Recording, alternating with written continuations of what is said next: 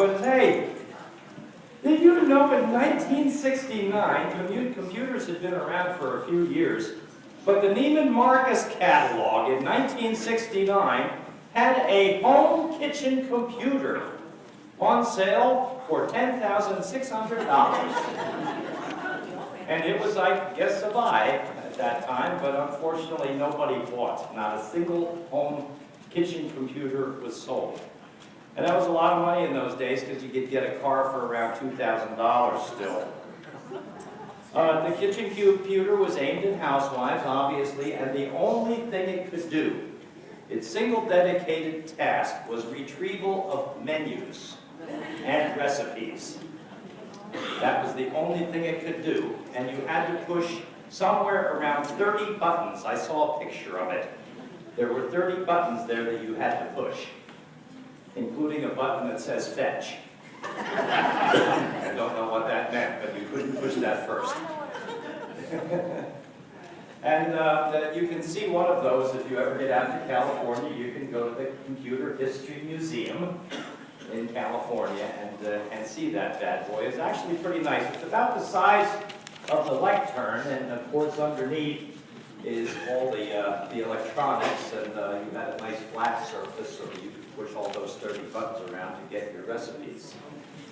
But it didn't sell. You know, it was extravagant, a huge waste of money, a lot of wasted time and energy and electronics and all of that. But, oh, here's our theme for the day, by the way.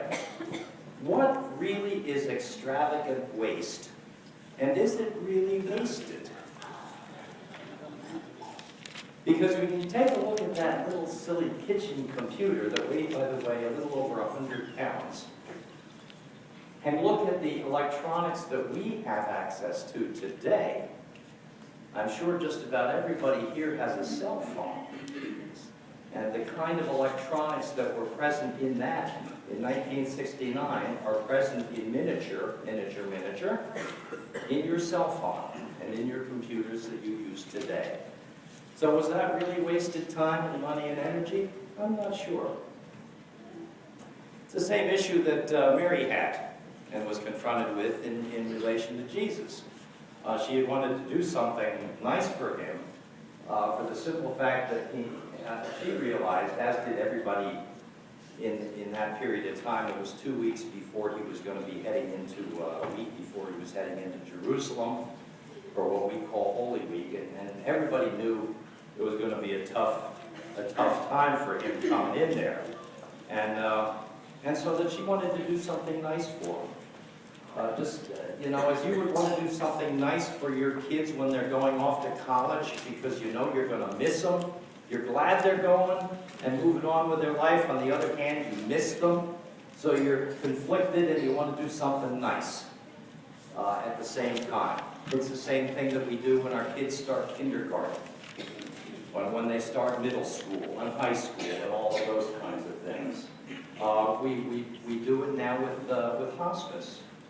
You know, when somebody significant to us is dying, and we want to be able to spend good time with them, we're going to do it either having them in a home or in a nursing home under hospice care or in a hospice house, to try somehow to be able to have some extravagant expressions of love and affection and care.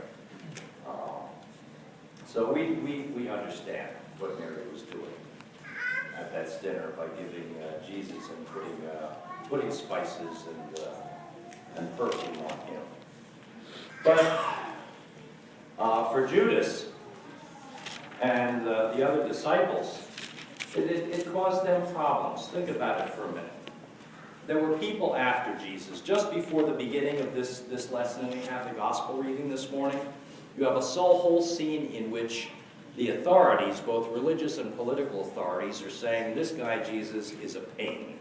He's got to go because he's causing too many issues and he's upsetting the apple cart. And if you're going to upset the apple cart, you know, a guy like that, you got to get rid of him. He was too popular. People really had a high regard and a high respect for him. And they realized, the people did, that Jesus was looking out for them at least as best as one guy can do in an entire society. At least he was given it a shot in their eyes. Regardless of whether he turned out to be the Savior or not, he at least cared and they trusted him. And Mary was reflecting that. Now, the other reason the authorities were really mad at him is that he was at the house of Lazarus. And you remember Lazarus had died and Jesus brought him back to life. He later died a natural death again, but he brought him back to life. Nobody was happy. The only people who were happy were Lazarus and Mary and Martha, his sisters. Everybody else was like PO'd that Lazarus was alive. Go figure. So it was a difficult time. And Mary wanted somehow to tell Jesus, listen, you know, it's going to get worse. I know it. Everybody knows it. But I need to let you know you've done great work. I love you dearly. And so she poured nard perfume on him. And she didn't see the whole picture. Nobody did still at that time. But she at least realized that she needed somehow.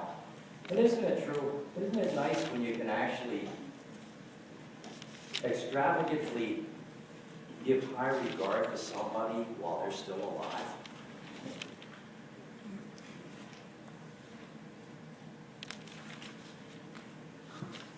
Isn't it nice, you parents who have adult children, to be able to say to them, God bless you, you did really good.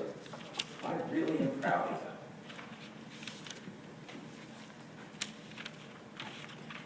you. And for you, maybe that's extravagant praise. But in any case, you understand how important that is. We all need it. Now, the other thing that was causing some issues, and you see that in the conversation with Judas and Mary, over the worth and the value of things. Remember, one of Jesus' primary teachings was, do to others what you would have them do to you. Do not do to others what you don't want them to do to you. Think for a minute about the investment banks in New York City and all of the credit default swaps that they were working and all that kind of stuff and how they messed up everybody's retirement accounts. I think they did a stunningly good job, and they should be proud of themselves for it. However, think about Jesus' teaching, do not do to others what you don't want them to do to you. I wonder how they would like it if we did that to their retirement account. They would not like it, do you think? Okay. Think about Senator Portman now. His son. He just revealed a conversation that he had with his son, who is gay. And his son is now 21. And Senator Portman said, you know, it's my kid. I love him. I've always loved him. I still love him. I'm starting to change my way of thinking about how I'm going to handle that whole issue now as a senator. Do to others as you would have them do to you. He had forgotten that for many, many years, and then remembered that there's more to life than a political win. Be interesting to see whether he wins in his next race, isn't it? But, in any case, for the sake of his son, his own honor, and the love of his family, he made that kind of decision and choice. You see, this is the kind of extravagance about which Jesus taught and which his disciples lived. And the authorities, both the ruling authorities in politics and in religion, were really suspected of Jesus about. They realized that it was going to change things if a mass movement started and people actually started believing this and acting it. And so they needed to get rid of him. And Mary recognized that. But God does funny things. You know, you take that 1969 silly 100-pound computer that all it could do was kick up a recipe, and you end up with a tablet. that has, what, 20 or 30, 500 times the computing power of that 1969 home model. The other thing which I thought was very interesting is I was reading an article on Our Lady of Guadalupe. She appeared to Juan Diego in 1581. It was during the conquistadors from Spain coming into Latin America, slaughtering the Indians and giving them all kinds of social diseases that basically depopulated the area, even while the priests were coming in to anoint them with baptismal waters and make them into good Christians, even while the conquistadors were killing them and poisoning them with disease. And Our Lady of Guadalupe appeared. That would be the Virgin Mary. And when she left behind her cloak with an image of her on that. And that is the image which is presently available and visible for seeing.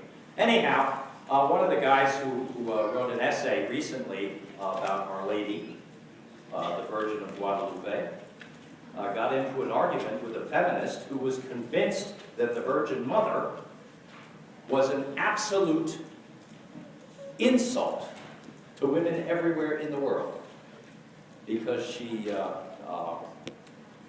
was so subjugated and looked so subjugated in most of the pictures and paintings rather, that have been made about her. She does not look like a superwoman, a liberated woman by any stretch. However, Rodriguez, he just started laughing during an interview and then said this: "The joke is this. Spain arrived with missionary zeal at the shores of Latin America. Spain had no idea of the power and the absorption of Indian spirituality in Latin America. And in the waters of baptism, European faith was entirely absorbed into Indian spirituality. And so the faith that Europe imposed by force on Latin America in the 16th century, that was how it was done, was embraced by the Indian population. And so Christianity was absorbed and became an Indian faith. And by the 21st century, the locus of the church, the capital C, by virtue of numbers, will be Latin America. And the Virgin Guadalupe, who is a dark-skinned brown, will become an image of the faith all over the world. And that is exactly what has happened. As the faith has expanded, it has expanded all around the world. And the fastest growing parts of Christianity are everywhere except in the United States. In Latin America, Africa, Asia, it is growing very, very dramatically and very strongly. And that is the joke that Mr. Rodriguez was writing about and talking about. That it is a joke on the people who went to Latin America looking for gold and slaves. That turning that upside down, it is now the place where Pope Francis I has emerged.